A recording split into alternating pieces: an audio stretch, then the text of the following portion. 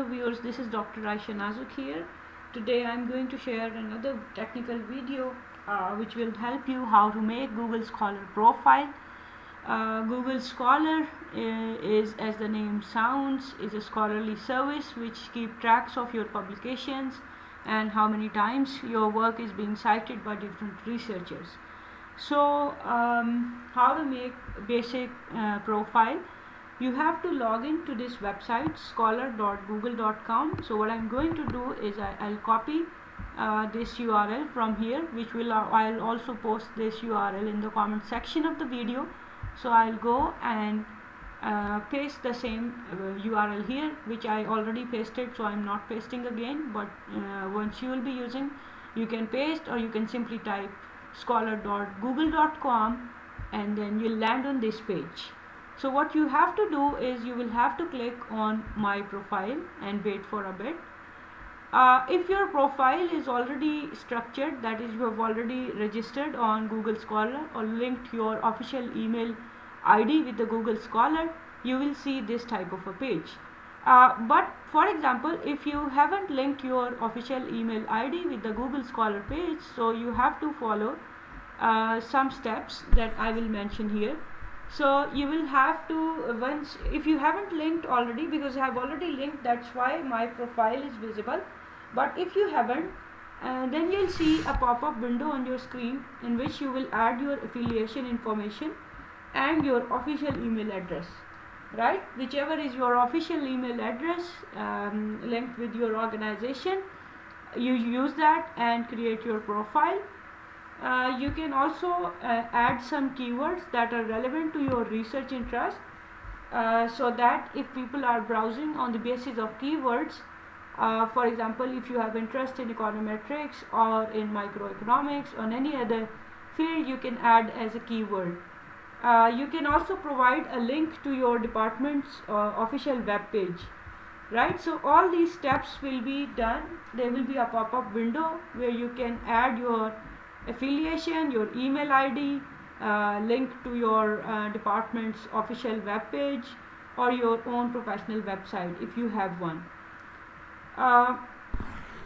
So once after making the profile, what you have to do is a couple of steps. For example, you can add a picture. So you see, once you'll have a profile by adding all your affiliation and email IDs and then clicking on my profile, you will land on this page. So if you haven't uploaded any picture, you can click on this camera button, and then you can browse in your computer from anywhere. You can, if you have your picture stored in your computer, you can browse it and just simply click open, and then it will be displayed here. I can also, by the way, if I click on this pencil icon, you can see that when I made my profile, I enter my name as Dr. Aisha Nazuk. I can edit it anytime. I've also shown my affiliation with NAST. Then I have entered my areas of interest and email for verification purposes. So if you make it for the first time, Google Scholar will send you a verification email in your inbox that you have to click by signing in to your email account and click on verifying. And then as a home page, I have entered the S3H, and that is my official affiliation with my department of School of Social Sciences and Humanities, which is abbreviated as S3H. So I've entered the URL or the web address of that, and then I can click on save. So this was all about making your profile on Google Scholar. Okay, so next step is how to add your publications. First of all, once you enter your full name, Google will also give you some suggestions based on your full name that Google will find if you have uploaded or you have published something which is available online. Google Scholar will provide you some articles, and then you can choose whether that group is, that article is yours or not. If you don't see your articles in any group, you can search for articles, right? You can type in the complete article title and you can search for articles, By the way, let me show. For example, if I click on this plus button, you can see I can add article manually. I can add article groups. So if I click on, for example, add article manually, I will have to type the title, I will have to type the entire authors and all details here, like the journal, web page, and so on. By the way, I have tried once that even if you add an article manually and you give the journal and volume information name, then after adding the article, after a couple of days, probably a week maximum, after a week you will see that the Google will automatically link it to the online version of the article. For example, if the article is published in a journal which is available online, then Google will automatically link even the manually added article. So that's how you can add an article manually. So for now I'm going to close it.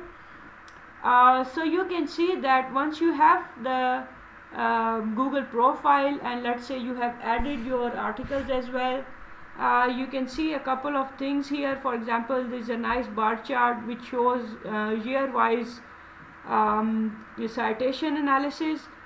For example, in 2013 my work has been cited in three articles, and then in 2014 in 4 articles, and so on. So you can have a nice idea of number of times your articles have been cited. For example, if I click on this 2019 bar, this is the citation per count analysis that I can see. If there actually it starts from the year when you had a publication that could be easily linked with Google. Remember that all the journals are not online, so if a journal is online, only then it is linked with your Google Scholar profile. So this is it, and you can see that there is an H index which is keep tracks of your you can say, for ease of understanding, average number of time your work is being cited. Although there is a technical definition available as well, you can explore that. I10 index means how many of your article have been cited in 10 studies. So you can see that some of my articles, they have been cited in 9, 8 and so on. So I'm really hoping that I get more citations on this so that my I10 index can increase. So these are my humble beginnings, and the purpose of the video is not to show my profile, rather to educate you how to make Google Scholar profile. So that's how you can add publication. By the way, you should also make your profile public so that people can view your publications, or if your organization at any point in time want to see your Google profile footprint, they can easily see that. So what you have to do is, if you come back here, there is a pencil icon here. I have to click here, and you see you have to check this option, make my profile public. So if it's unchecked, check it and then click on save, so that now it's sure that whatever is being displayed here is publicly available. You can also add co-authors, and that will help you to develop you can say a global research community in the cyberspace. So there is an option here, add co-author. I can click on add, and Google can provide me with some options. Actually, for example, I have recently published a paper with Ali Ansari, so I can click on plus, so Google will know that this is one of a co-author in my study. I have another publication with Rahil Nawaz, so maybe then I click on plus, and then Google will know that this person is my co-author. So I will click cross here. So this was about adding co-authors. Let me tell you, there are some limitations about the Google Scholar citation count. Those of you who have been using it, they are well aware of the fact that sometimes Google Scholar or the Google citations are inclusive of, even if your work has been cited in some online undergraduate paper, even in some PowerPoint slide somewhere which are not like professional versions, or you can say professional academic sources, even those sources are counted in Google Scholar. So this is the reason sometimes you see that the Google Scholar citation counts are much higher than those from, for example, Scopus or Web of Science. You can also explore the Semantic Scholar research profile if you want to confirm whether how many of the citation of a particular author are Scopus and Web of Science listed. So for example, if I copy this URL, which is the Semantic Scholar profile, and then I can land on this page, I can search for any author. For example, if I type here John Kim and I press enter, so it will show me different work.